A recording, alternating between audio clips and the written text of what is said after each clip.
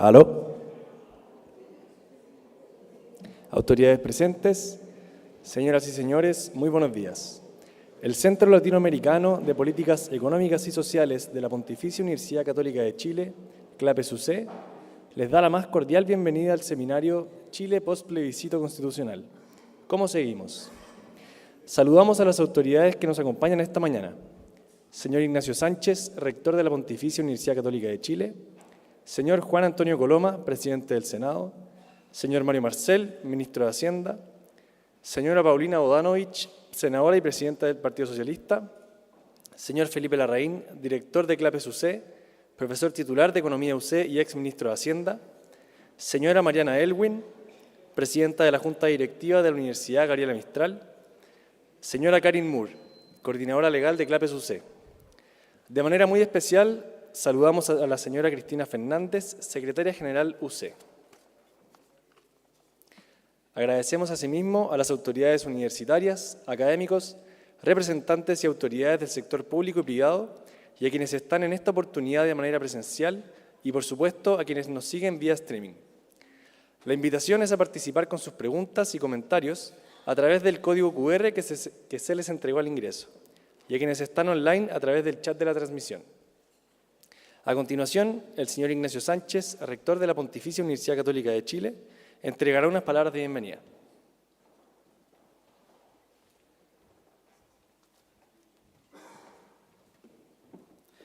Muchas gracias y muy buenos días. Bienvenidos a la Universidad Católica.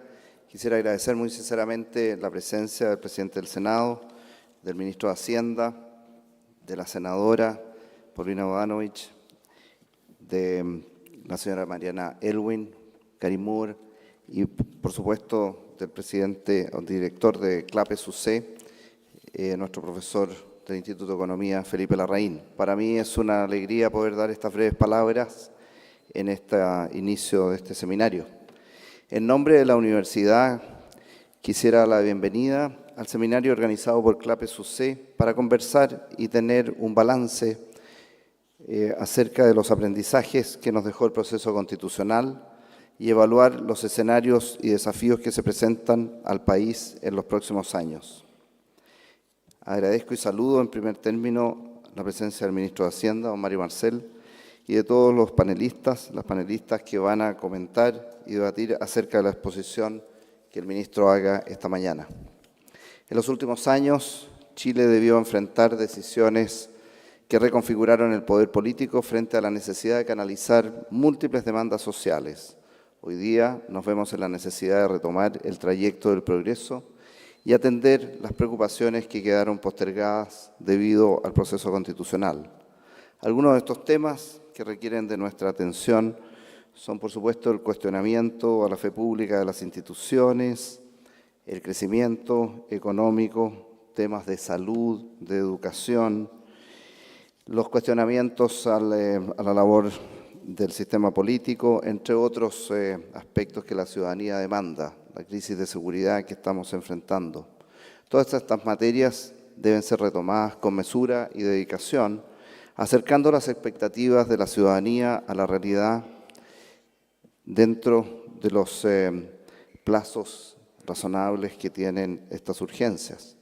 El cierre del proceso constitucional nos brinda la oportunidad de repensar el Chile que queremos para el futuro y cómo nos hacemos cargo de estas demandas nacionales.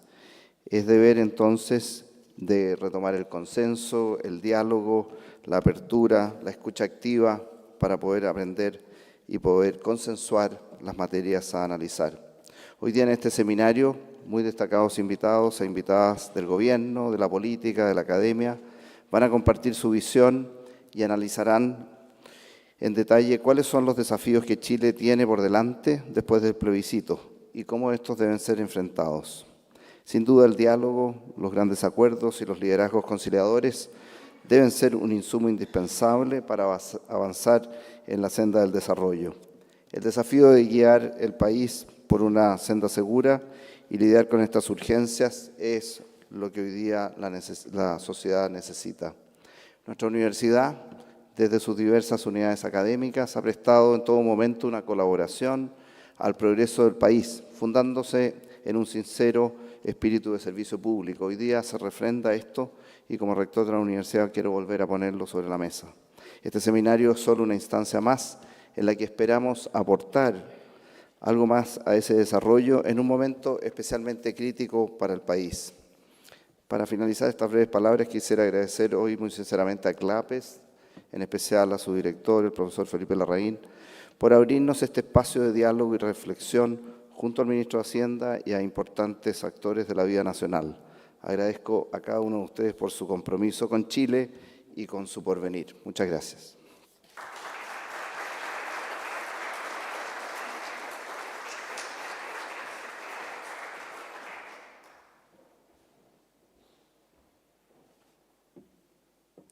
Muchas gracias.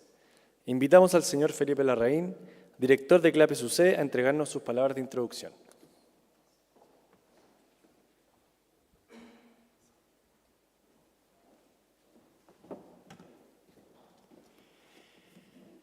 Muy buenos días.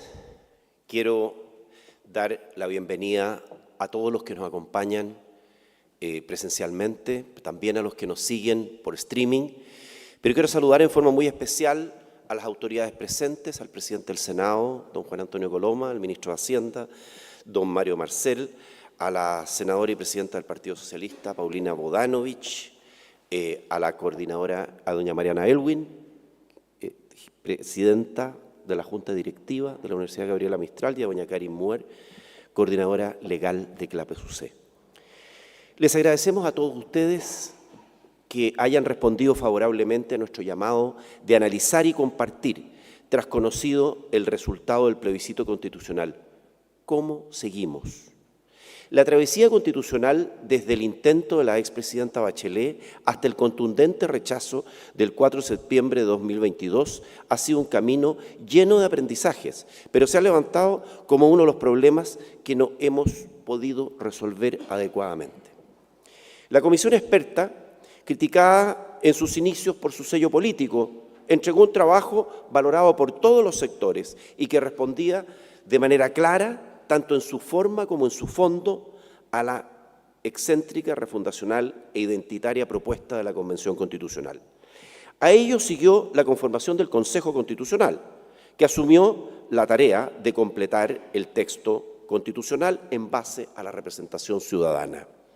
Sin embargo, el domingo 17 de diciembre, Chile volvió a rechazar una nueva propuesta constitucional. Esto nos deja en una situación de récord mundial. Somos el único país que ha rechazado en 2 veces consecutivas un proyecto constitucional. Más allá de si el último proceso constitucional tuvo ganadores o perdedores, lo relevante es que el plebiscito constituye un nuevo llamado de atención de la ciudadanía en pos de alcanzar un gran acuerdo nacional para impulsar el crecimiento y con ello allanar los recursos necesarios para dar solución a los problemas urgentes y críticos que afectan el desarrollo de Chile. Así, aunque la cuestión constitucional ha quedado despejada en el corto plazo, aunque sea solo de manera transitoria, Chile no se ha librado de la incertidumbre e inestabilidad política y económica que le aqueja en el mediano plazo. Aunque este año no terminaremos con números rojos, claramente la economía chilena se encuentra en un proceso de semiparálisis. Y es que con el año prácticamente cerrado, es un hecho que el país terminará 2023 sin crecimiento y la información disponible nos permite proyectar una expansión de entre 1 y 2% para 2024. Por su parte, más allá del número específico de crecimiento, debemos preocuparnos de que Chile no pierda su capacidad de crecer de mediano y largo plazo. Y aquí la evidencia muestra que estamos al debe.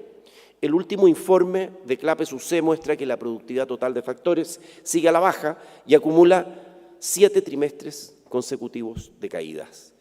Quiero recordar que desde 2014, 8 de los últimos 10 años, incluyendo la proyección 2023, son de productividad negativa, crecimiento negativo de productividad. En este escenario existen al menos 5 temas prioritarios que deben ser abordados en el corto plazo si queremos recuperar la senda del progreso y desarrollo. Primero, cerrar un pacto pro crecimiento. Segundo, enfrentar con fuerza la delincuencia y el narcotráfico. Tercero, combatir la corrupción. Cuarto, reducir la permisología. Quinto, retomar la convergencia fiscal.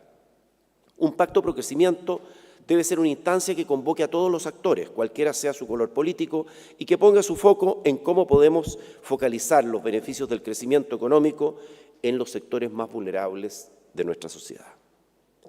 Debemos trabajar paralelamente en enfrentar con determinación el crimen organizado y el narcotráfico y combatir con mano dura la corrupción. Quiero recordar, hace muy poco tuvimos aquí un seminario, en realidad fue virtual, tuvimos en CLAPES-UC un seminario sobre justamente el tema de corrupción.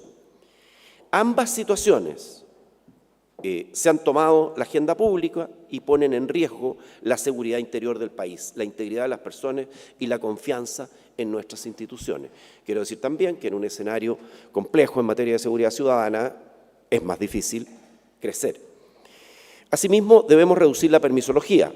Según un estudio llevado a cabo por la Comisión Nacional de Productividad, un proyecto minero de explotación requiere 24 meses para tramitar una concesión y 100 meses adicionales para iniciar la operación, es decir, unos 10 años de trámites. En este caso, la resolución de calificación ambiental toma unos 28 meses y el permiso de obras hidráulicas mayores 48 meses adicionales. Ambos permisos deben ser tramitados secuencialmente, lo que implica en promedio 76 meses de tramitación o 6 años y medio. Incluso proyectos inmobiliarios o industriales que se desarrollan en zonas urbanas y dentro del plano regulador comunal requieren una tramitación de, en promedio, 2 años y medio y 3 años y medio respectivamente. Atendiendo todas estas urgencias, no podemos perder el norte en que la discusión constitucional es otro tema que amenaza con mantenerse abierto, atendido los resultados de los últimos 2 plebiscitos y en atención también a las declaraciones de los distintos actores políticos en los últimos 2 días. Si bien existe un compromiso del Gobierno de no revisar este debate en los próximos 2 años, hay voces disidentes en el oficialismo que nos llevan a pensar que no podemos descartar que se vuelva a reabrir en el próximo Gobierno o en el seno del Congreso Nacional o en el marco de un nuevo proceso constitucional. El diagnóstico del mundo económico se ha inclinado por señalar que el fin del proceso constitucional no asegura estabilidad ni termina con la incertidumbre. Algunos destacados bancos de inversión apuntan a que la ansiada certeza que el país requiere es solo transitoria, pues el debate constitucional podría retomarse luego de 24 meses, y a lo que se añade la inquietud por las reformas que se impulsan y la complejidad que suponen los acuerdos políticos. Existen múltiples frentes abiertos que deben ser atendidos con sentido de urgencia. Para ello necesitaremos de grandes acuerdos y de liderazgos robustos. Es tiempo de poner a Chile primero, recuperar el tiempo invertido en este proceso y dar señales inequívocas a la ciudadanía. Esta mañana, desde CLAPES-UC, los invitamos a profundizar el diálogo convocante que requiere esta etapa crucial para el país. Muchas gracias.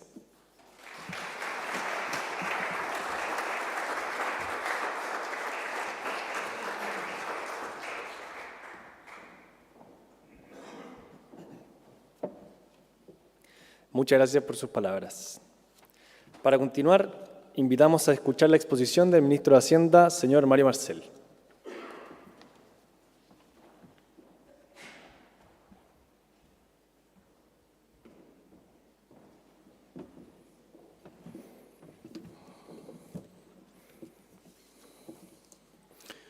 Muy buenos días a todas y a todos.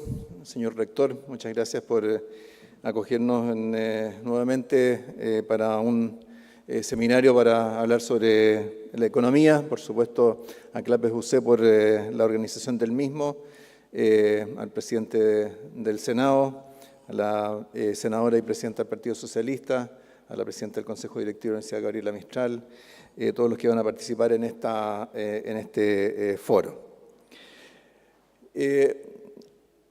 A mí me toca mucho, cada vez que salgo fuera de Chile, tener presentaciones con inversionistas que tienen interés por saber cómo está Chile y para dónde va Chile. Y durante todo este año los invité a pensar cómo iba a ser Chile a fines del 2023. Y de acuerdo a lo que a mí me parecía, les decía, mira, a fines del 2023 Chile va a tener hecho el trabajo de recuperar la estabilidad macroeconómica, va a haber completado toda esa tarea, difícil inicialmente, ¿cierto?, por el grado de desequilibrio que presentaba nuestra economía a comienzos del 2022, con en fin, lo que conocemos, presiones inflacionarias, desequilibrio en la cuenta corriente de balance de pagos, récord, y vamos a haber resuelto el tema constitucional, va a haber terminado el ciclo constitucional de una manera o de otra. Y aquí estamos, pues a fin de año se hizo el trabajo de recuperar el equilibrio en nuestra economía y ha concluido el ciclo constitucional. En este caso, a través del rechazo de la propuesta del Consejo Constitucional de una nueva Constitución y la definición muy clara del Presidente de la República de que no va a haber nuevas propuestas, nuevas iniciativas en esta materia en lo que resta de su mandato. ¿Qué es lo que el Presidente puede comprometer? Pues el Presidente no va a comprometer algo a 10 años plazo cuando él no sea Presidente. Pero en esas conversaciones con inversionistas, al mismo tiempo yo le agregaba un tercer elemento.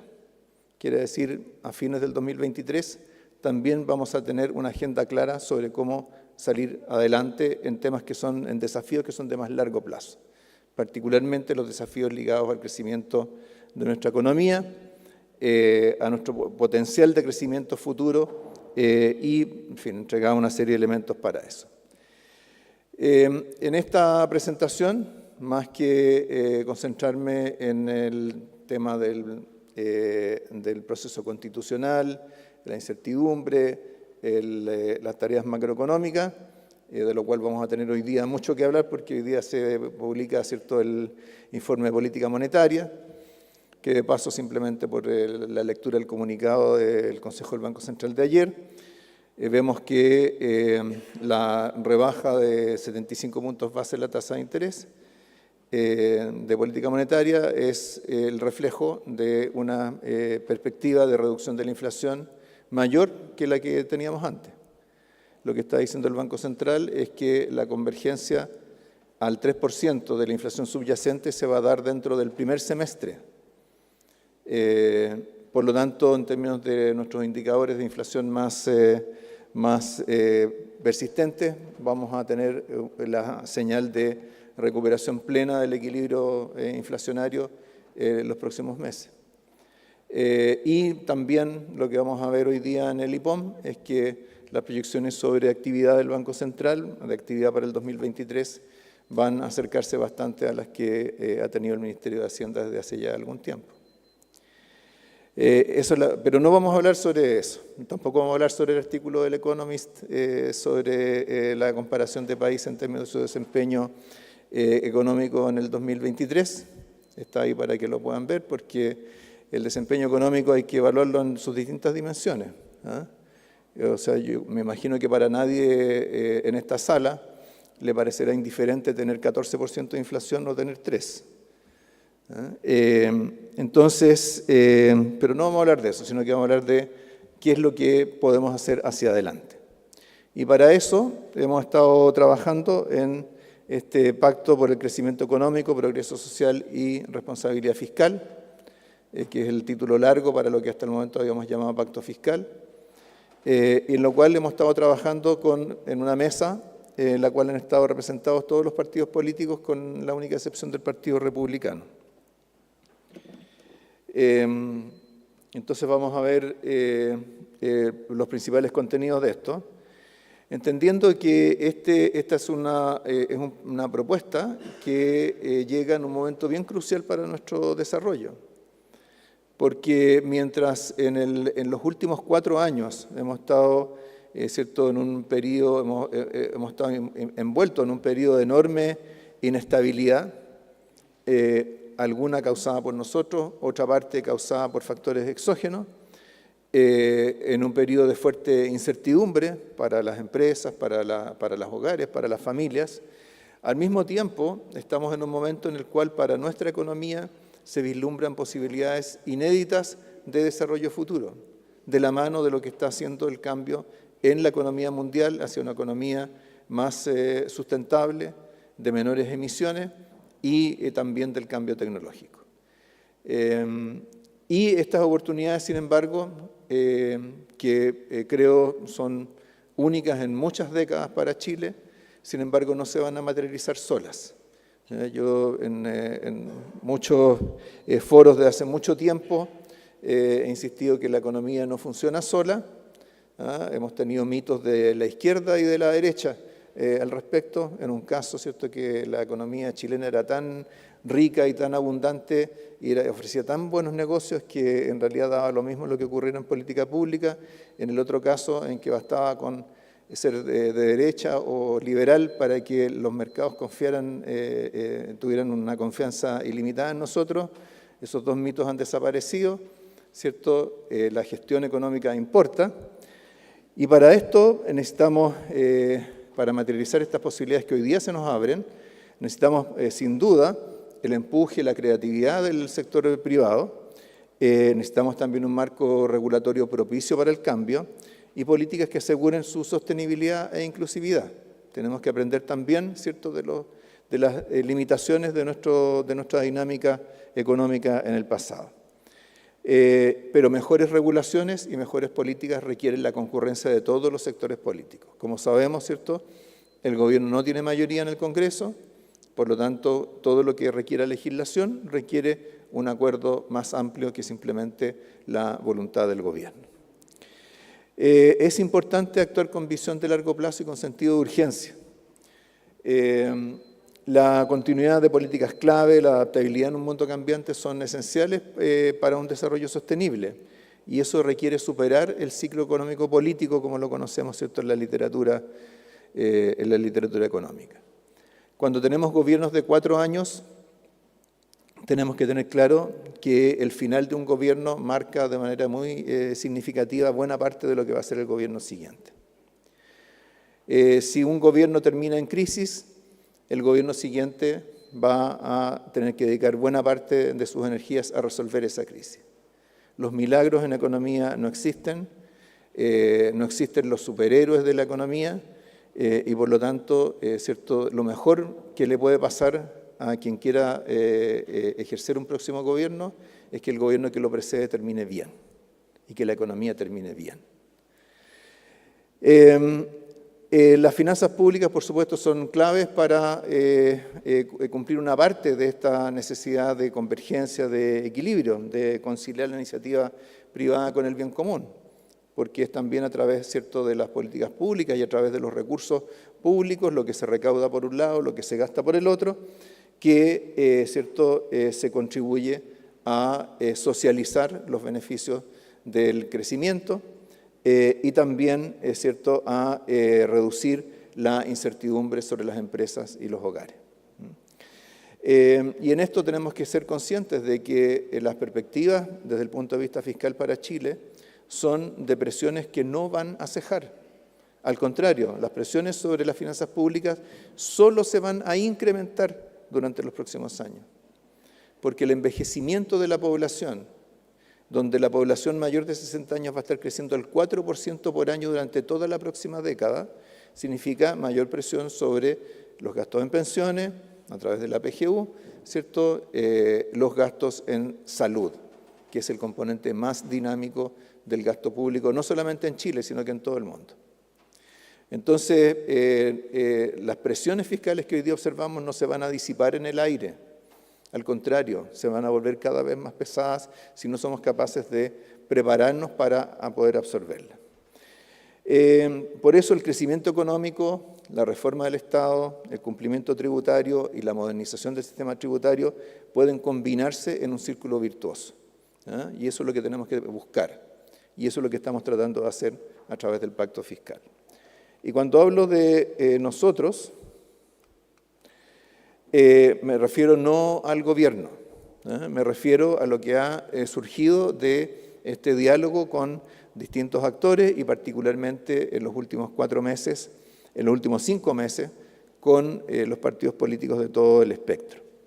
¿Por qué? Porque en esa instancia, en la cual hemos tenido más de 25 reuniones, se han ido volcando muchas ideas, muchas propuestas y todos han concurrido con espíritu constructivo.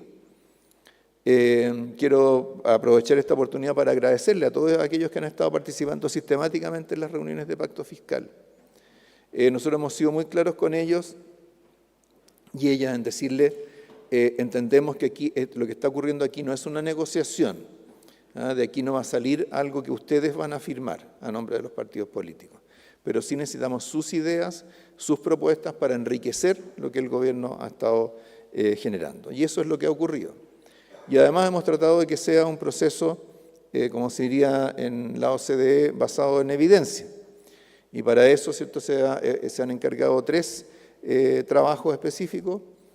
Primero, se le encargó a la comisión de expertos que presidió Manuel Marfán generar un análisis sobre el potencial de aporte al crecimiento de las iniciativas sobre la materia que están en la agenda del pacto fiscal, estimar el efecto sobre el espacio fiscal que eso produciría.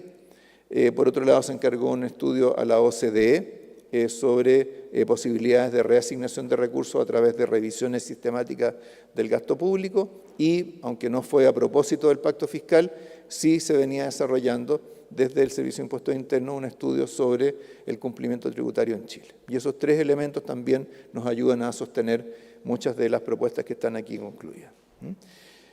contenidas. Entonces, esto está volcado en un documento que resume las propuestas en 6 ejes que son los que vemos acá en esta lámina.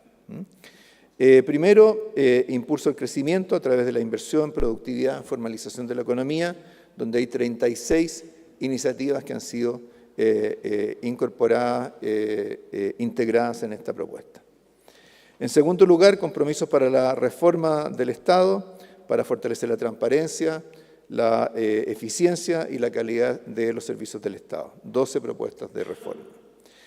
Luego, identificación de necesidades y prioridades de gasto en favor de las aspiraciones de la ciudadanía, en 4 sectores, también lo vamos a ver a continuación. Principios para el desarrollo de un sistema tributario moderno en Chile, tema que empezamos a trabajar desde muy temprano en todo este proceso.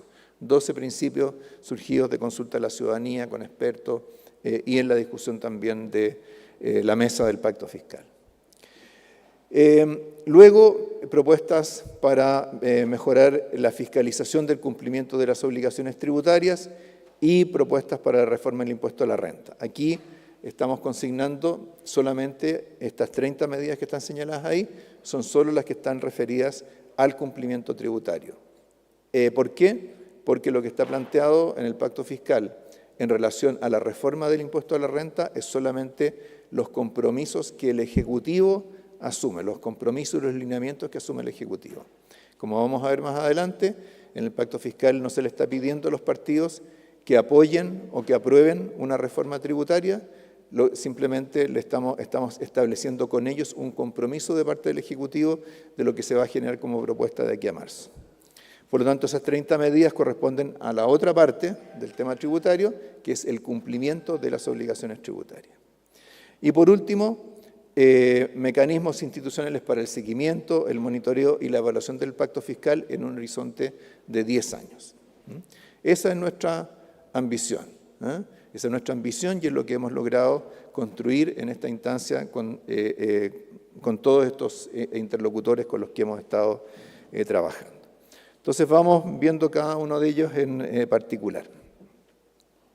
En términos de necesidad y prioridades de gasto, buena parte de esto estuvo en la cuenta pública del presidente en el 1 de junio. Algunos de estos temas han tenido desarrollo en el trabajo del pacto fiscal. En pensiones es el financiamiento del aumento de la PGU a 250.000 pesos y el costo fiscal del aumento en las cotizaciones previsionales de los empleadores de 6%. Eso, una parte, tiene que ver con lo que tiene que aportar el propio Estado por las cotizaciones de sus propios trabajadores y por otra parte, cierto, el efecto que tiene el aumento de la cotización de los empleadores privados sobre la base del impuesto a la renta. En salud, reducción de las listas de espera para atenciones quirúrgicas y atenciones de especialidades a estándares equivalentes a los de los países de la OCDE. Igualmente, fortalecimiento de la atención primaria bajo el modelo de salud primaria universal que se está desarrollando de manera experimental en varios municipios del país, y salud mental. En seguridad pública y justicia, en el marco es el incremento en 1.500 millones de dólares de la inversión en seguridad pública y justicia, que se expresa en fortalecimiento de las dotaciones de policía, en las capacidades operativas e investigativas y de generación de pruebas, de medios de prueba de las policías, y fortalecimiento del sistema de administración de justicia, incluyendo, entre otras cosas, el fortalecimiento del Ministerio Público, para lo cual ya existe un proyecto que está en el Congreso. Y en protección social, Sala Cuna Universal y el desarrollo de un sistema de cuidados. Esto quisiera destacarlo especialmente porque cuando hablamos de potencial de crecimiento, uno de los desafíos que tenemos y una de las vías que tenemos para incidir sobre nuestro potencial de crecimiento futuro es la participación laboral de las mujeres, que en Chile es muy baja. Es baja no solamente en comparación con los países de la OCDE, sino que en comparación con otros países emergentes y particularmente de América Latina. Si nos faltaba constatarlo de alguna manera, lo vimos durante la pandemia, ¿cierto?, como producto del cierre de las escuelas y el cierre de una serie de establecimientos de atención de niños y adultos mayores, ¿cierto?, cientos de miles de mujeres tuvieron que dejar el mercado del trabajo por nuestra división cultural del trabajo en el hogar, cosa de la cual afortunadamente nos hemos ido recuperando, pero recuperándonos significa volver a tasas de participación que siguen siendo bajas. Y por lo tanto, si queremos ir más allá, tenemos que generar respuestas más institucionalizadas a las necesidades de cuidado, necesidades que son crecientes por el mismo tema del envejecimiento de la población. Pensemos que en Chile hoy día hay 500.000 de personas que tienen serios problemas de movilidad y necesitan que los cuiden, y alguien tiene que cuidarlos. Y ese cuidado hoy día simplemente se resuelve en el seno de cada familia. Pero en la medida que esto se va transformando, en la medida que la población va creciendo y estos números van a ir siendo cada vez mayores, es evidente que no le podemos asignar a la familia sola la tarea de responder a estas necesidades. Y está ahí, marcado ahí con línea punteada de educación, porque en el caso de educación no hay un compromiso de gasto, sino que simplemente se señala que antes de asumir nuevos compromisos tenemos que evaluar en qué estamos gastando los recursos públicos en educación. Porque Chile hoy día gasta en educación como porcentaje del producto, gasta más que el promedio de los países de la OCDE. Y no es solamente la educación superior. Nosotros estamos sobre la OCDE en educación primaria y secundaria. Por lo tanto, en términos de recursos, el tema no es que tengamos una escasez de recursos, sino que probablemente no los estamos gastando bien. En cuanto a las medidas de impulso al crecimiento, por supuesto que el crecimiento contribuye al espacio fiscal, pero también tiene un valor en sí mismo. El crecimiento, por supuesto, genera empleo, genera oportunidades de emprendimiento, genera ingresos, ingresos para los hogares, pero también contribuye al espacio fiscal por la vía del crecimiento de los ingresos tributarios. En esa materia, lo que se trabajó básicamente en 5 áreas: racionalización regulatoria para proyectos de inversión, incentivos tributarios a la inversión y la productividad, diversificación productiva, desarrollo de infraestructura y formalización de la economía. Las 36 iniciativas que están propuestas en impulso al crecimiento están distribuidas en estas 5 áreas. Felipe ya se refirió al tema de los permisos para inversiones y creo que se refirió más o menos estos datos porque son la misma fuente, son la Comisión Nacional para la Evaluación y la Productividad. Ahí está el caso del proyecto minero al que él se refería, ¿cierto? Alrededor de 110 meses para desarrollar un proyecto minero distribuido entre los permisos necesarios de carácter ambiental, los permisos previos a la construcción, los permisos asociados propiamente a la construcción, y la propia comisión hizo un análisis de cómo racionalizar ese proceso y mostró que ese proceso se podía reducir significativamente. Lo mismo lo hizo para un proyecto de energías renovables no convencionales. Por lo tanto, reducir los plazos para la entrega de permisos para inversiones en Chile es posible y es necesario. Y para eso el pacto fiscal lo que plantea es 5 cosas. Primero, modernizar la gestión de los permisos ambientales. Hace pocos días, me parece que 3 semanas atrás, se presentó en el Consejo de Ministros para la Sustentabilidad las ideas fundamentales de la racionalización del sistema de evaluación de impacto ambiental sin modificar los estándares ambientales. En segundo lugar, generar un marco legal común para los permisos sectoriales distintos de los ambientales para inversiones. Eso es lo que ha estado trabajando el Ministerio de Economía. Reformar los permisos de concesiones marítimas. Las concesiones marítimas están en un extremo de la distribución de tiempos de demora y número de permisos. En este caso, las concesiones marítimas están en el extremo de los tiempos de demora. Las concesiones marítimas en la actualidad se demoran 7 veces más de lo que está establecido normativamente para otorgarla. Y el caso que está en el otro extremo, que es el mayor número de proyectos que están pendientes de autorización, corresponde al Consejo de Monumentos Nacionales, a los casos en los cuales hay hallazgos arqueológicos o potencialmente arqueológicos que obligan a la paralización de una obra durante tiempos no menores. Por lo tanto para los permisos de concesiones marítimas como para los permisos ligados a materias arqueológicas, también hay propuestas en el pacto fiscal. En el primer caso, para retomar un proyecto que se originó en el gobierno anterior, que traslada esa responsabilidad desde el Ministerio de Defensa al Ministerio de Bienes Nacionales, y en el segundo caso, para actuar primero por la vía del reglamento de la legislación actual y luego a través de la legislación propiamente tal. Y finalmente, la modernización de las direcciones de obras municipales, que para lo que es la fase de construcción son particularmente relevantes. Entonces, en todos estos casos hay propuestas desarrolladas, en algunos casos ya en la forma de borradores de proyectos de ley que surgen del trabajo de esta instancia de pacto fiscal. Para la inversión en infraestructura pública y privada, la elaboración de un plan de infraestructura de largo plazo. Nuevamente, cuando tenemos gobiernos de 4 años, podemos estar seguros que las obras que se van a terminar en un gobierno son las que inició el gobierno anterior. Y las que inicia el gobierno actual solo se van a terminar en el gobierno siguiente. Cuando en el Congreso se dice el gobierno está mintiendo porque las casas que está entregando son las que inició el gobierno anterior, eso es una tautología. Es obvio que tiene que ser así. ¿Cómo podría ser de otra manera?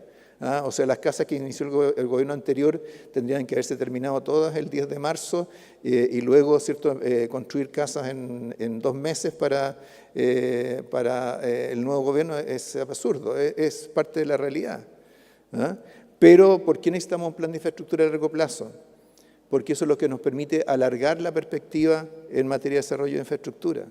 Si nos preocupamos solo de lo que va a ocurrir dentro de un gobierno, vamos a terminar con puras obras chicas, que es parte importante de lo que ocurre hoy día.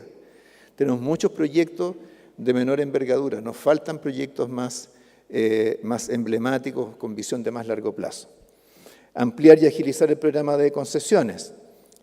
Hoy día ya las concesiones están ampliando a plantas desalinizadoras de uso múltiple, y el día de mañana, ¿por qué no podríamos usar el sistema de concesiones también, por ejemplo, para la construcción de escuelas? Hoy día que tenemos tanta discusión sobre la infraestructura escolar, que a su vez tiene un desgaste muy grande, ¿cierto?, en el curso del año. Mariana lo conoce muy bien de su experiencia en el Ministerio de Educación. si podemos tener un sistema en el cual aseguramos el mantenimiento de las escuelas, el mantenimiento regular, probablemente vamos a tener una infraestructura con seguridad, de mejor calidad, pero de mayor proyección también. Plan de inversión en infraestructura y gestión hídrica. Nosotros nos hemos ido quedando muy atrás en proyectos hídricos, proyectos de embalse. Ha habido, por supuesto, muchos temas ambientales de por medio, pero en la práctica lo que ha ocurrido es que nuestro pipeline de proyectos hídricos se ha ido reduciendo justo cuando tenemos un problema hídrico que va creciendo. Entonces necesitamos una acción específica en esa área, y así se ha identificado en este trabajo del Pacto Fiscal. Modernización de la Ley de Puertos y de la logística complementaria. Hemos gastado mucho tiempo discutiendo sobre el megapuerto, ¿cierto?, de San Antonio y qué implicancias tiene para otros puertos, pero al mismo tiempo los puertos no funcionan solos. Los puertos dependen de la infraestructura que los alimenta, de la logística que se construye en torno a los puertos, cómo los puertos, ¿cierto?, se integran también con las ciudades en las cuales están ubicados. Y implementar una estrategia para elevar el valor agregado de la minería. Acá tomamos parte importante de lo que fueron los compromisos que surgieron de la discusión del royalty minero. En diversificación productiva, aquí es donde están probablemente nuestras grandes oportunidades. Hay 5 sectores sobre los cuales hemos hecho un zoom. Minería limpia y competitiva. Uno diría, ¿por qué la minería tendría que ser parte de la diversificación productiva? Si en realidad es ahí donde está concentrada nuestras exportaciones y lo han estado durante mucho tiempo. Pero lo que ocurre es que la minería está experimentando un cambio muy profundo, la minería del cobre en particular. Hoy día, me pareció hoy día mismo, creo que vi en el Diario Financiero, que actualmente más del 30% del abastecimiento de agua para las explotaciones mineras ya proviene de agua de mar, y que de aquí a una década más deberíamos estar en 70%. Eso es una diferencia muy grande para una industria que tradicionalmente ha sido vista como una industria sucia, contaminante, extractiva, y por lo tanto hay ahí una oportunidad de desarrollo muy significativa para Chile. Hoy día mismo tuvimos el anuncio de una inversión de 4.400 millones de dólares de una de las grandes compañías mineras en Chile. Recordemos, yo creo que probablemente en esta misma sala, hace un tiempo atrás discutíamos sobre si el royalty minero iba a paralizar las inversiones en minería. Bueno, desde entonces se han agregado 8.000 millones de dólares en proyectos de inversión minera para el siguiente quinquenio, con el grueso de la inversión concentrada en el 2025, y con este proyecto que se acaba de anunciar, más el proyecto de los bronces, al cual ya se le entregó la RCA, vamos a agregar 8.000 millones de dólares más en inversiones mineras. Y con eso nos podemos fijar como meta para el 2026 aumentar la producción de cobre en más de 1 millón de toneladas. En Chile, donde hemos tenido una reducción de la producción de cobre durante los últimos 4 años. En litio, 3 a 4 nuevos proyectos en desarrollo para el 2026, adicionales a lo que son los proyectos actualmente en el Salar de Atacama. En energías renovables, 2/3 de la matriz de generación eléctrica proveniente de fuentes renovables. Actualmente estamos un poquito por encima del 50%. En hidrógeno verde, 10 a 12 proyectos en desarrollo al año 2026, de los 50 que están actualmente en estudio. Y en economía digital, crecer a 3 veces el ritmo de crecimiento de la economía en su conjunto. Todas estas son metas al 2026. Y recuerdo nuevamente, 2026 es el último año del actual gobierno, pero va a ser el primer año del gobierno siguiente. Entonces, lo que tenemos que preguntarnos, así como yo decía, ¿cierto?, cuando uno habla con los inversionistas, yo les decía cómo vamos a estar a finales del 2023, creo que es el momento que nos preguntemos cómo vamos a estar a marzo del 2026. Y creo que estas metas que están acá, que son las metas que hemos discutido en el Pacto Fiscal, son todas metas alcanzables, son desafiantes, pero alcanzables. Y creo que tenemos que reconocer que si estamos en condiciones de estar ahí en el 2026, las posibilidades para la economía chilena comienzan a abrirse a una escala muy superior a lo que hemos conocido hasta ahora. Ahora, El Comité de Expertos sobre Espacio Fiscal y Crecimiento Tendencial le puso número a esto, el efecto de la reducción en los plazos de tramitación de proyectos de inversión, el desarrollo de la industria del litio, las energías limpias y también algunas de las medidas tributarias que estaban propuestas en la agenda que, como vamos a ver más adelante, particularmente la rebaja del impuesto de primera categoría.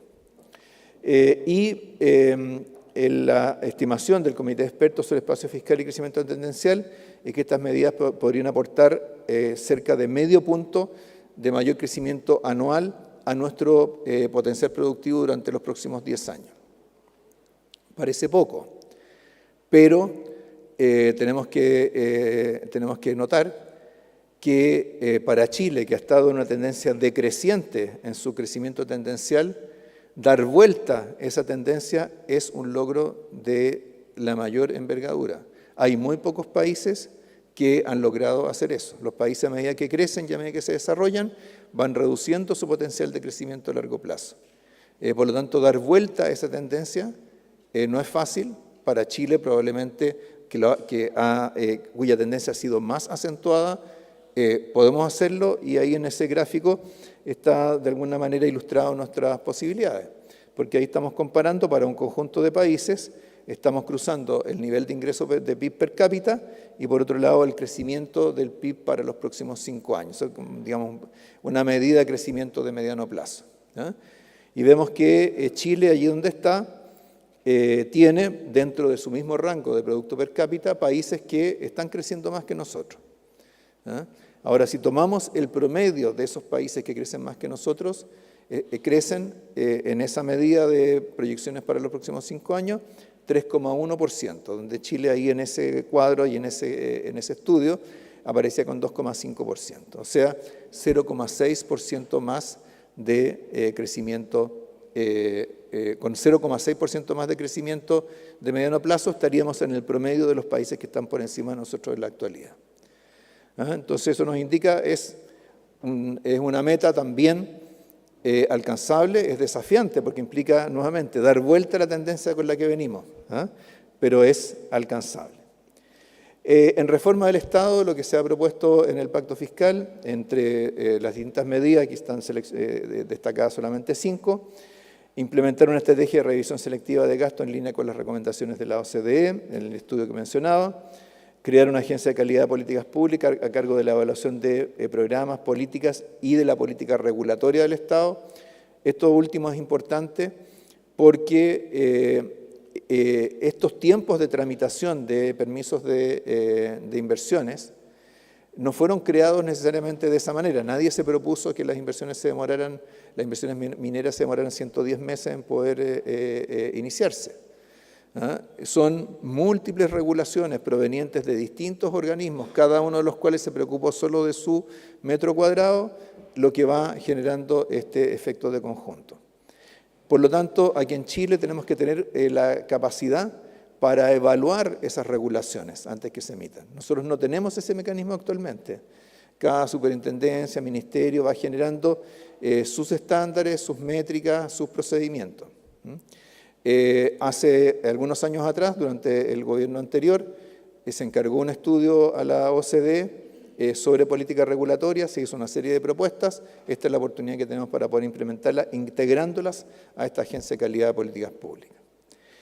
Luego, establecer un marco de regulación permanente para la colaboración de instituciones privadas sin fines de lucro con las políticas públicas, crear un registro nacional de beneficiarios finales de personas jurídicas en Chile, agilizar la ejecución de la inversión pública con acuerdos regionales de inversión, criterios de proporcionalidad en el proceso de evaluación de la inversión pública. Esto también es importante poder ponerle números, porque es cierto, cuando hablamos de generar mayor eficiencia en el Estado, por supuesto se estimula nuestro apetito, pero tenemos que tener claro también qué es lo que es posible. Y para eso el estudio de la OCDE lo que hizo fue mirar qué es lo que pueden rendir procesos de revisión sistemático de ciertos gastos selectivos en el Estado. Y ahí hay 4 categorías: gastos operacionales, gastos en tecnologías de la información, gastos ligados a la gestión de propiedades del Estado y en personal. están los estudios que se hicieron en su momento o las políticas que se hicieron en su momento en distintos países miembros de la organización y vemos, ¿cierto?, resultados tales como reducción del 3% anual de los gastos operacionales, ahorros en el costo de licencia, ahorro en arriendos, ahorros esperados de 1,5% en gastos en personal. A partir de ahí, lo que hizo la OCDE fue trasladar eso a lo que son las proporciones en Chile y se estimó un potencial de ahorro en torno al 0,11-0,13% del producto en Chile, que equivale a 4% del gasto discrecional. El gasto discrecional es lo que no está determinado por ley o no está determinado por contratos de largo plazo. Y es por lo tanto aquello sobre lo cual podemos actuar en el presupuesto. 4% del gasto discrecional año a año es un esfuerzo importante, son cifras mayores que las que están acá para esos distintos componentes del gasto en la experiencia de otros países. Parece poco, pero es una meta desafiante y es solamente una parte de lo que es reforma del Estado, porque hay muchas cosas de reformas que tienen que ver con calidad de servicio, que tienen que ver con transparencia, que no generan ahorros, pero generan legitimidad, generan efectividad, todo lo cual, por supuesto, es importante para las políticas públicas. En cumplimiento tributario, como decía, adelantamos algo de los resultados del estudio que estaba desarrollando el Servicio de Impuestos Internos, donde se estima una brecha de cumplimiento tributario total de 6,5% del producto para el periodo 2018-2020, donde más de la mitad de esta brecha corresponde al IVA, y en el caso del impuesto corporativo, ¿cierto? El impuesto corporativo se suma el efecto IVA a lo que puede ser incumplimiento tributario por sus distintas causales propiamente en el pago de impuestos de las empresas. Esto, como en el mismo estudio hay comparaciones con otros países, por ejemplo, en el caso del IVA, cuando tomamos la cifra de incumplimiento de 18%, lo llevamos a países de la OCDE, algunos países europeos, las cifras son de 10, 12%, no existe ningún país en el mundo que tenga 0% de evasión o 100% de cumplimiento tributario, pero ¿cierto? Tenemos espacio para poder acercarnos a esas cifras. Y tenemos que hacer un esfuerzo también por el lado del impuesto de la tributación corporativa. Si en Chile tenemos una economía informal que es importante, no es tan grande como en otros países de la región, pero que abarca 27% de la fuerza de trabajo, bueno, eso también significa, ¿cierto?, que tenemos incumplimiento o menor cumplimiento tributario también por esa causal. En estos días, bueno, todos hemos conocido, ¿cierto?, el así llamado megafraude tributario que generó todas las diligencias de las policías y del Servicio de Impuestos Internos, 250.000 millones de pesos, cerca de, digamos, 300 millones de dólares.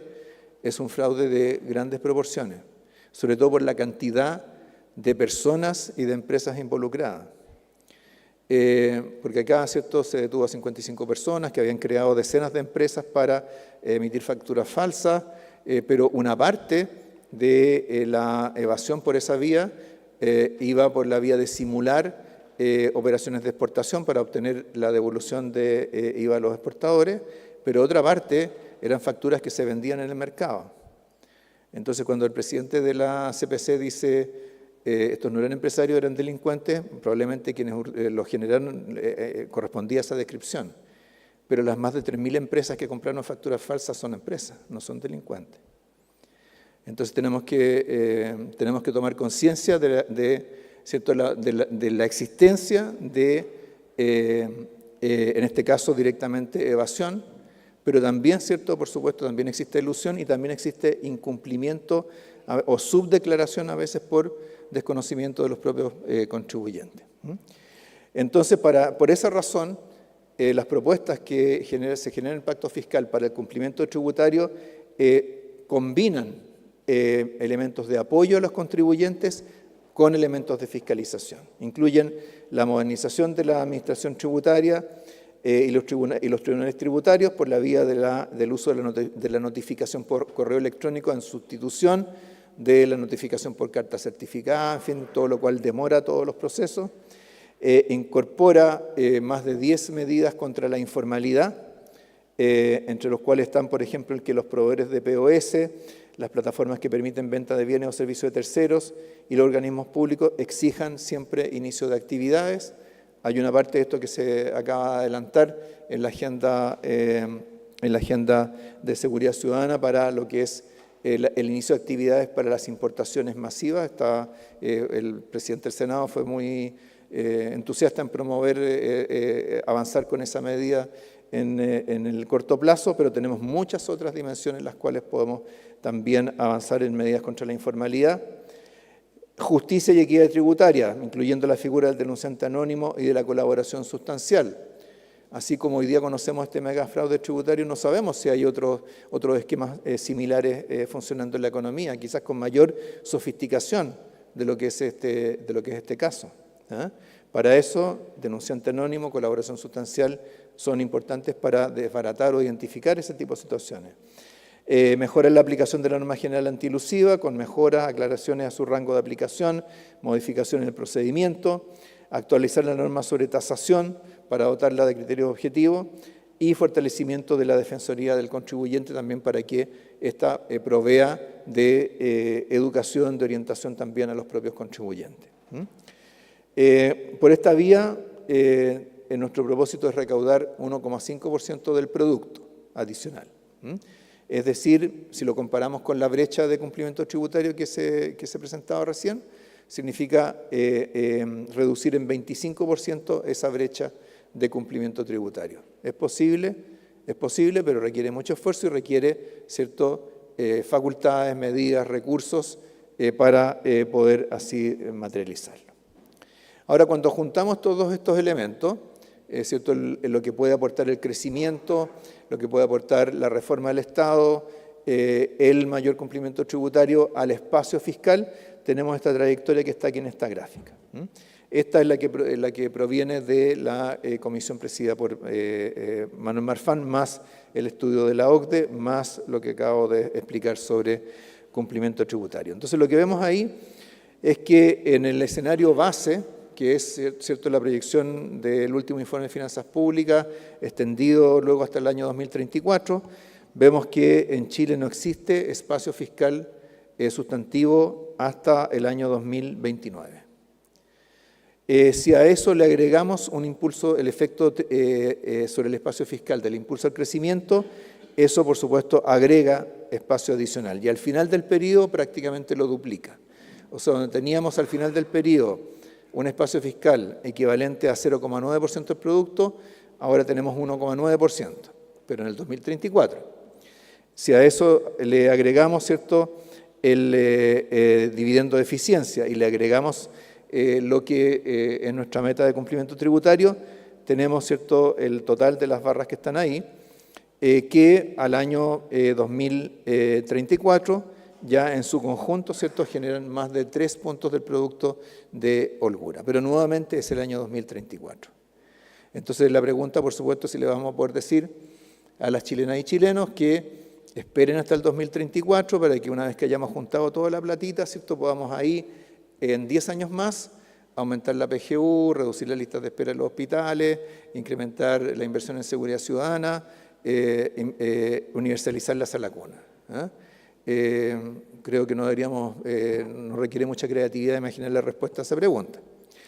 Entonces, para poder acelerar la aplicación de esas medidas, entonces contrastamos en este gráfico, para los primeros 5 años, superponemos con los cuadrados, esas necesidades de gasto distribuidas nuevamente con alguna gradualidad en el tiempo y las podemos comparar con el espacio fiscal que está representado por los puntos. Y vemos que en ese periodo tenemos todavía una brecha de 0,6% del producto que se requiere llenar. 0,6% del producto, más o menos 1.700 millones de dólares al año. Y eso entonces es lo que se transforma en nuestro marco para las propuestas de reforma de impuesto a la renta.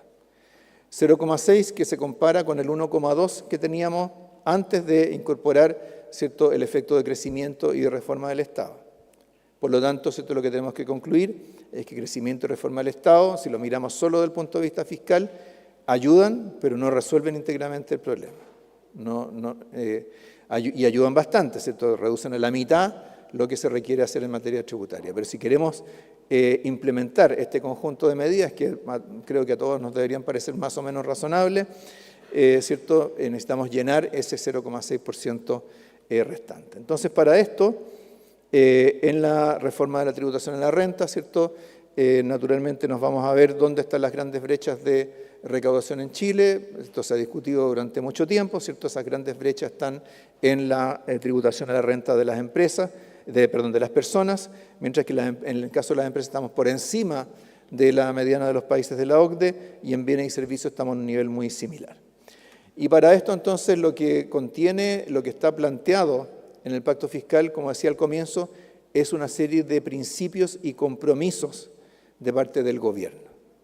Nuevamente, no le estamos pidiendo a los partidos políticos que nos den un cheque en blanco y nos den la votación a favor de una reforma tributaria, pero sí estamos estableciendo sus bordes y sus orientaciones. ¿Y qué es lo que estamos incluyendo acá? Las medidas tributarias de incentivo a la inversión y la productividad, porque cuando hablamos de incentivo a la inversión, ¿cierto? Los economistas normalmente siempre las referimos a las tributaciones, porque es lógico, porque determinan, ¿cierto?, la rentabilidad de los proyectos de inversión, la posibilidad de financiamiento, etc. Incluir los ajustes necesarios para implementar la nueva ruta del emprendimiento para micro, pequeñas y medianas empresas, que la voy a explicar a continuación y ahí ya voy a terminar. Incluir medidas de apoyo a la clase media, como la modificación del crédito por gasto en educación, nuevos créditos para gasto en arriendo y cuidados. Concentrar las modificaciones de impuestos en los impuestos a la renta, tanto renta corporativa como personal, y ya no se insistirá, el gobierno ya ha desechado las propuestas sobre impuesto al patrimonio y tasa sobre el stock de utilidades retenidas. Junto con eso, en la parte de renta corporativa, reducir la tasa general del impuesto de primera categoría, acortando la brecha con la mediana de los países de la OCDE. También, en el caso de la tasa marginal máxima combinada de tributación al capital, es decir, la combinación de impuesto de primera categoría y tributación a las rentas personales del capital, también reducirla respecto de la situación actual. Pero esta es una rebaja compensada con tributación de rentas personales o ingresos del capital y de las rentas más altas, focalizándose, por tanto, en las personas de mayores ingresos, y eliminar exenciones tributarias del impuesto a la renta. Junto con esto también estaba planteado, o es parte de estos compromisos, establecer una instancia intermedia de evaluación de la reforma al cabo de 5 años, a partir de la cual se pueda considerar alternativas que eleven el alcance del impuesto a la renta personal.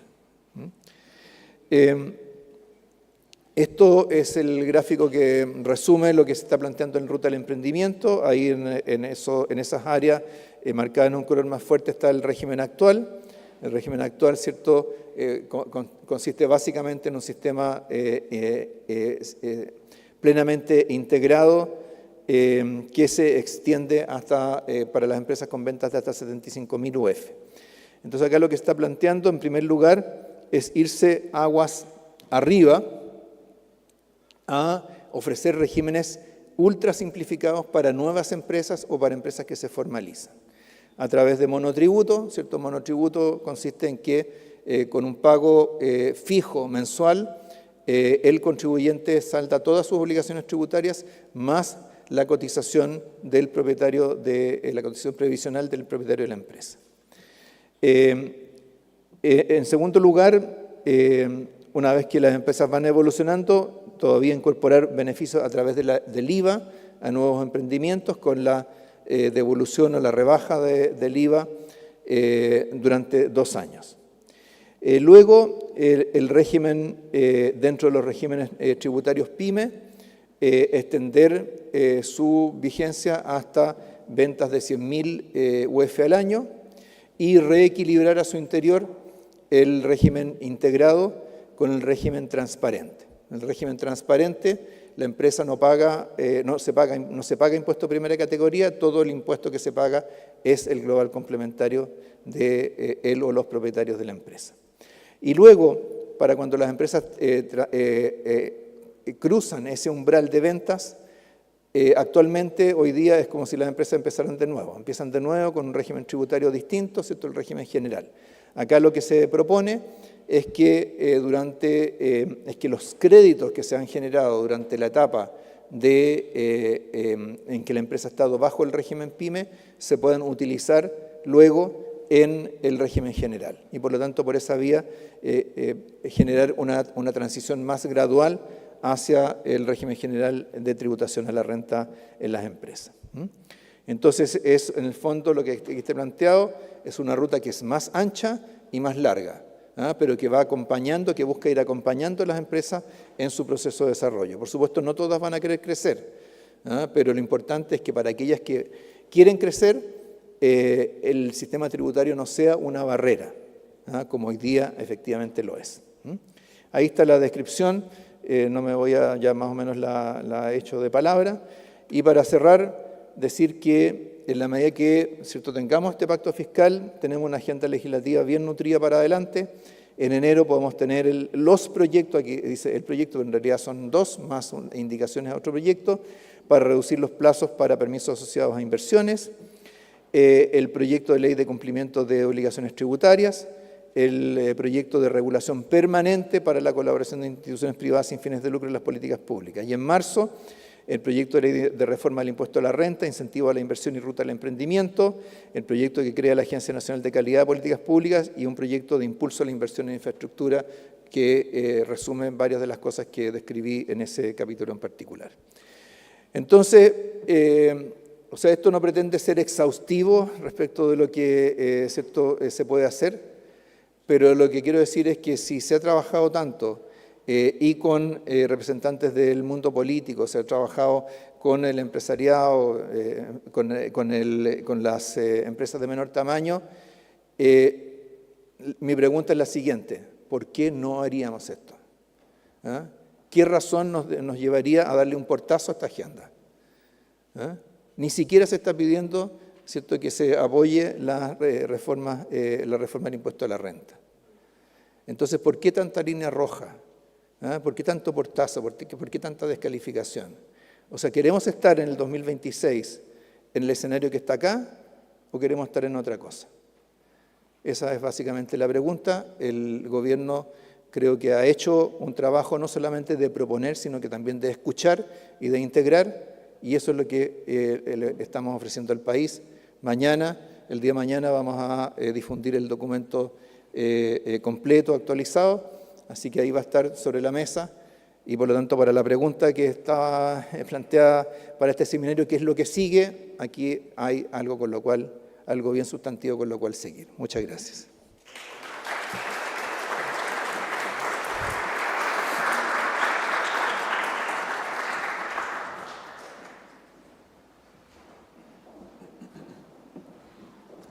Agradecemos al ministro Marcel por habernos acompañado y lo excusamos ya que debe retirarse por compromisos propios de su agenda.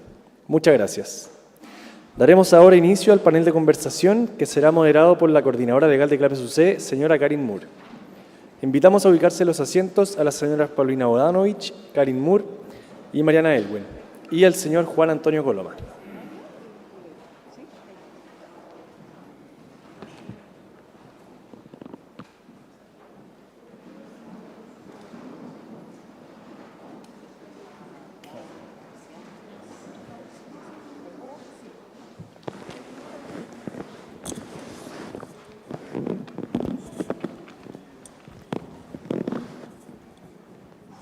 Muy buenos días, muchas gracias a todos por acompañarnos en este interesantísimo panel. Feliz de estar con estos expositores tan destacados. Y la verdad es que para muchos la travesía constitucional ha sido de alguna manera un viaje a ninguna parte. La incertidumbre, luego del domingo 17 de diciembre, se traslada a lo que es la convocatoria de este seminario. ¿Cómo seguimos después del plebiscito constitucional?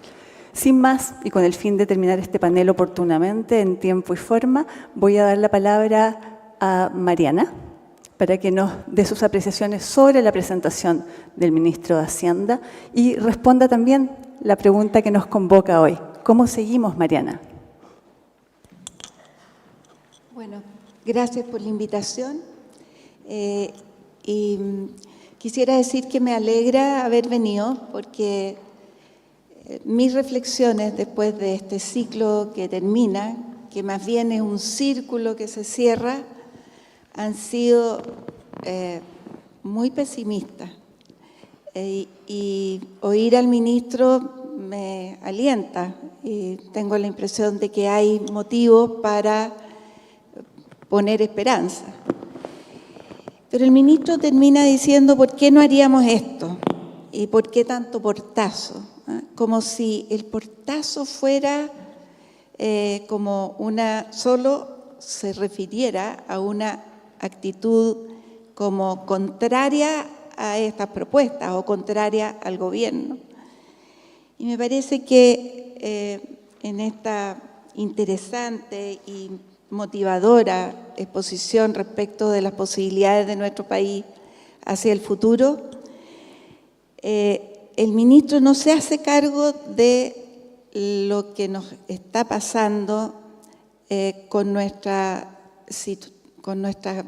yo no sé cómo llamarlo, pero con nuestra institucionalidad política, con el clima político por una parte, con un clima polarizado, de alta división, una polarización que no es solo en Chile, es una tendencia bien universal, pero además con un sistema político en el cual tenemos muy pocos incentivos a que no haya portazos, a que no haya portazos de lado y lado, a que no haya comportamientos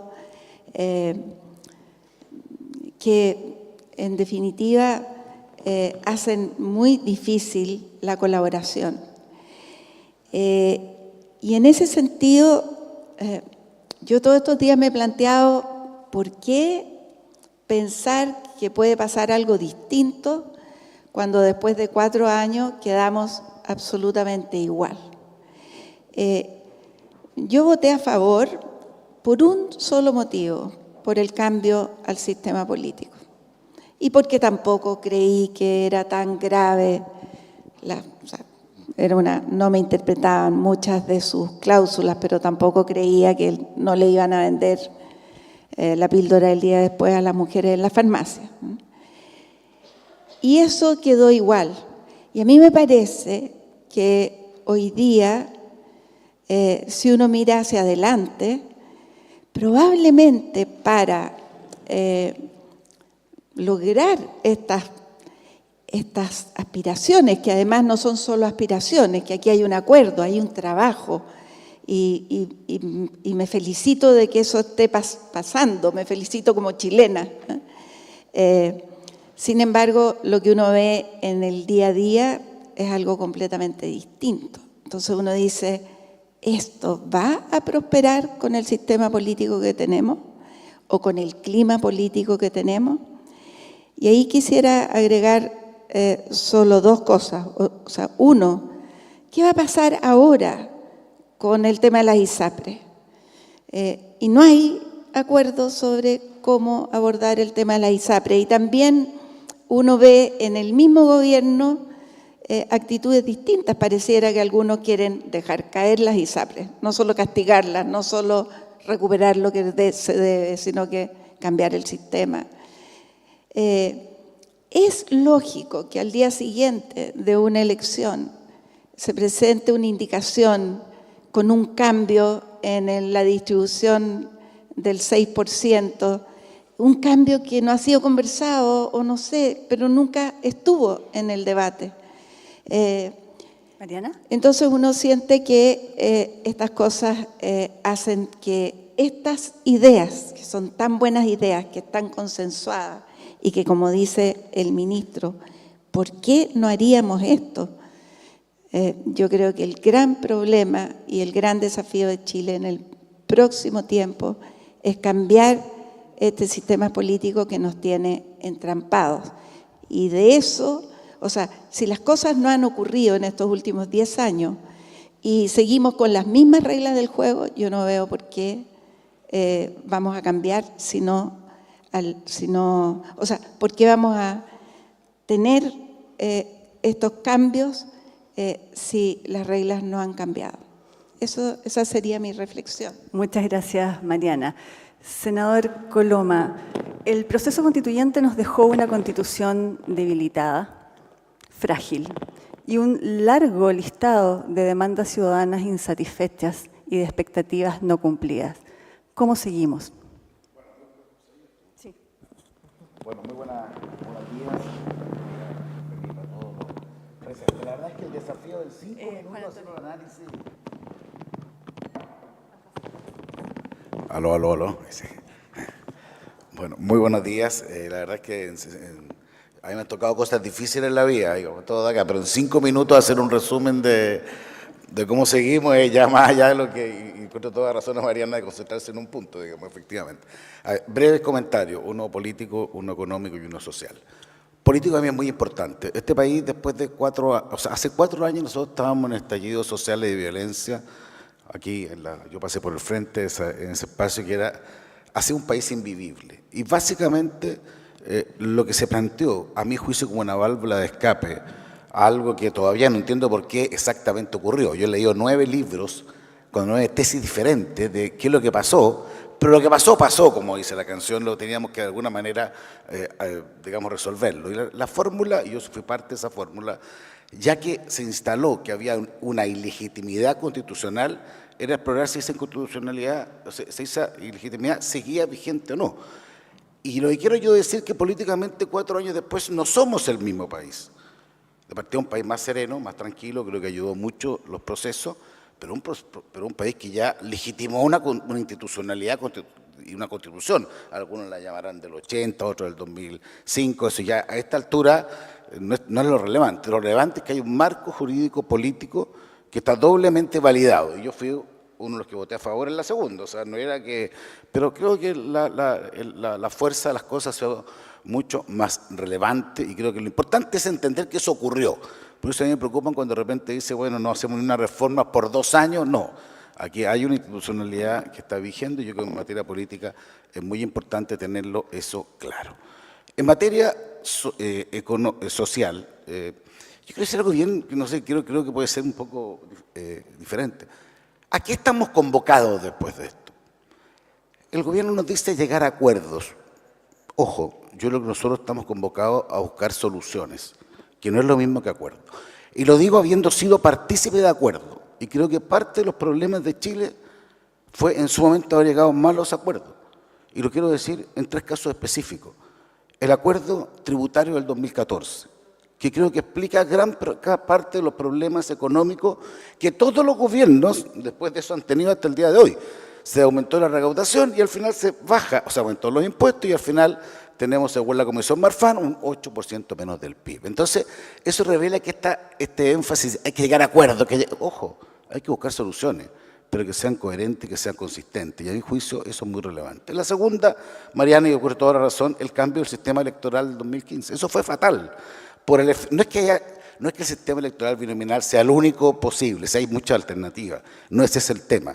Lo que se generó y fue advertido, y ese sí voté en contra, fue una fragmentación de la política que hace lo que dice Mariana, que hoy día es imposible ponerse de acuerdo porque los incentivos están al desacuerdo. Porque mientras haya 21 partidos políticos, es imposible para para los anteriores, para el futuro, gobernar de buena manera. Entonces, creo que eso refleja que un mal acuerdo, cuál es el efecto que tiene. Para ahí que yo planteo el tema de solución. Y tercero, en materia educacional, bueno, estamos generando hoy día todo un cambio porque fue un error grueso, el mismo ministro lo dice en forma suave, que no hay una inversión, un gasto económico porque hay que revisar cómo se está gastando. En lo concreto es que tenemos un nivel de educación hoy día, a mi juicio bastante peor que el que teníamos antes de la reforma, con los SLEP famosos, digamos, suspendidos, lo advirtieron varios, con una educación municipal, digamos, destrozada y con una falta de incentivo a los particulares subvencionados, que era un gran poder de esto. Entonces, yo a lo que me siento convocado es a buscar soluciones que pueden a veces traducirse en acuerdos. Acuerdos, y aquí termino, que tienen sentido. Y parte de uno de esos, un acuerdo de la agenda de seguridad. Hoy día llevamos 23 de los 31 proyectos que han sido bien relevantes. No ha sido fácil, pero hoy día tenemos ley de usurpación, tenemos fiscalía superterritorial, tenemos nueva ley de sicariato, secuestro, tenemos las policías con la ley Nainre está mal. O sea, yo creo que primero llegar a acuerdos es lo que más importa, que es recuperar la seguridad.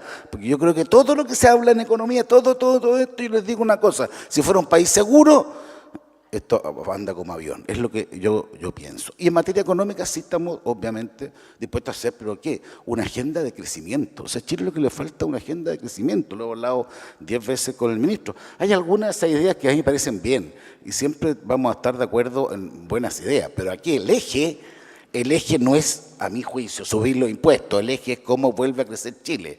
Y eso me parece absolutamente de vida o muerte, por lo menos para el escenario que enfrentamos hacia adelante. Podemos otro día hacer una explicación más larga de lo que yo trato de plantear, pero creo que por ahí hay ejes de soluciones que entre todos debemos buscar que nos puedan hacer un país bastante mejor.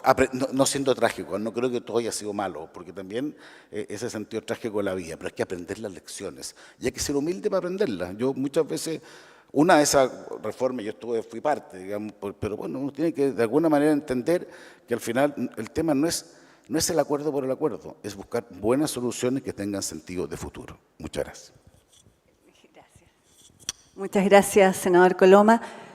Senadora Bodanovich, sus 5 minutos para poder terminar en el tiempo preciso. Te voy a hacer llegar el micrófono.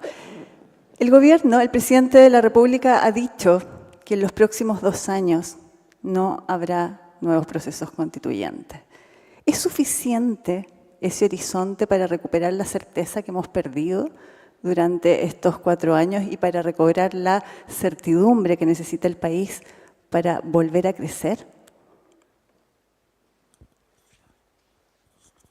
Gracias, Karin. Muy buenos días a todos. Voy a también tratar de ser muy breve. Antes de contestarte, quiero contextualizar un poquito lo que habló el ministro antes. En primer lugar, yo creo que tenemos que reconocer el trabajo que ha hecho el Ministerio de Hacienda, su ministro, y él no quiso hablar de esta nota del Economist, pero yo creo que es bien importante que a nivel internacional también se releve cómo el país hoy día ha recuperado la macroeconomía, que está en un nivel que le permite hoy día estar hablando de crecimiento y de las medidas que el ministro expuso bastante claramente. El rector Sánchez partió y hablaba de cómo nos convocábamos al diálogo. Y Felipe Larraín se contesta a la pregunta ¿cómo seguimos? Y señala pacto por crecimiento, seguridad, preocuparnos de la corrupción, terminar con la permisología o revisarla.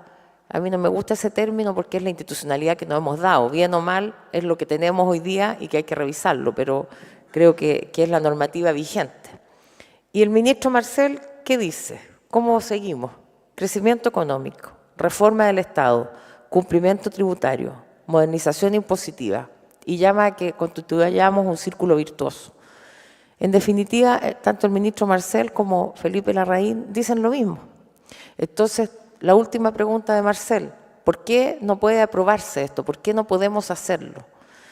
Y claro, hay un problema con el sistema político, como dice Mariana, en parte, porque es cierto que la dispersión de fuerzas cuesta hoy día, particularmente en la Cámara de Diputados, poner de acuerdo a la gente, pero ayer con la norma de las ISAPRES, por ejemplo, el famoso artículo 99 del ICSA, se aprobó con 127 de los 155 votos. Entonces, claro, es un problema, sí, pero primero, la política no se hace ni debiera hacerse solo en el Parlamento. Lo que hace el ministro de Hacienda, por ejemplo, de convocar a distintas organizaciones a la conversación, al diálogo, es parte importante de cómo hacemos las cosas también de una manera en que vayamos avanzando y no lleguemos solo a la confrontación. Entonces, creo que tenemos una gran oportunidad a partir de lo que ha planteado. Por supuesto que podemos tener diferencias, no estar de acuerdo en todas las medidas o en las fórmulas más técnicas, pero sí me parece que esta propuesta que se plantea como base de la discusión es algo importante porque se está haciendo cargo del problema de forma integral, mirando la complejidad que tenemos hoy día como país. Y claro, no solamente es cómo seguimos en lo económico, pero también es muy importante la economía.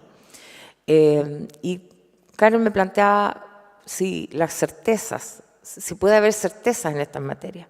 Yo creo que el país efectivamente ha vivido un periodo de 4 años de bastantes vacilaciones, donde finalmente, ¿quién perdió? Hemos perdido todos. Perdió Chile la posibilidad de tener una nueva constitución creada en democracia, perdimos la posibilidad de avanzar verdaderamente hacia un Estado social y democrático de derecho que quedara consignado en la Constitución, perdimos la posibilidad de tener un acuerdo y una casa común, aunque sea tan manida la frase, pero creo que perdimos la oportunidad de haber construido en conjunto esto, y por lo tanto perdimos todo, pero eso es una constatación y yo creo que nos corresponde también hacer la autocrítica. Nosotros desde la izquierda y del Partido Socialista hicimos esa autocrítica después del primer proceso. Y fuimos críticos antes también, porque si se acuerdan hicimos esto de aprobar para reformar y teníamos incluso un catálogo de normas que había que cambiar. Entonces yo creo que es necesario también decir, y que en este caso el Partido Republicano en particular, haga esa autocrítica. ¿Ah? ¿Y por qué nos llevó a tener un proyecto de constitución que finalmente no era aprobable? No era posible que el 75% o 65% que no votó por ellos estuviera de acuerdo. Entonces las certezas en esta materia o las incertezas a que ha estado sometido el país creo que no vienen solo del tema constituyente, porque nosotros tuvimos un estallido social y ahí ese estallido se canalizó institucionalmente a través de una salida institucional como una nueva constitución.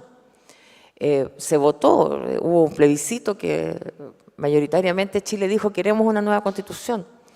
Entonces, claro, entramos en estos dos procesos constituyentes por distintos motivos que finalmente nos dejan un poco a fojas uno. Pero el hecho de que no discutamos una nueva constitución, en el plazo que sea, 2 años, 5 años, algunos ponen fecha, yo no tengo esa capacidad adivinatoria, digamos, pero no discutir una constitución nos da certezas. Yo creo que lo que no nos da certezas son otras situaciones y que son las que tenemos que abordar. No nos da certeza tener un clima de inseguridad y por eso es tan importante la agenda de seguridad. No nos da certeza tener pensiones de 60.000 pesos porque esas personas que están en la incerteza propia también nos llevan a una incerteza general. No nos da certeza tener un sistema educacional cuestionado y con problemas graves. No nos da certeza tener a las personas sin poder tener una atención de salud oportuna y de calidad. Por lo tanto, abordar esas problemáticas con urgencia es lo que nos puede dar certeza como país. Muchas gracias. Muchísimas gracias, senadora Bodanovich.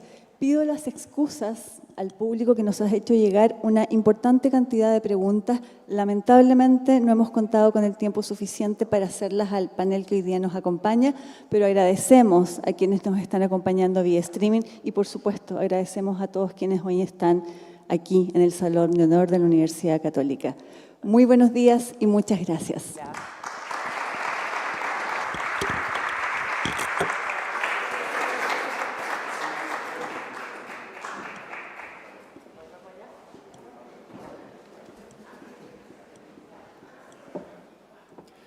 De esta manera damos por finalizado este interesante seminario y a nombre de CLAPES UC agradecemos la participación de nuestros invitados que formaron parte del seminario de hoy.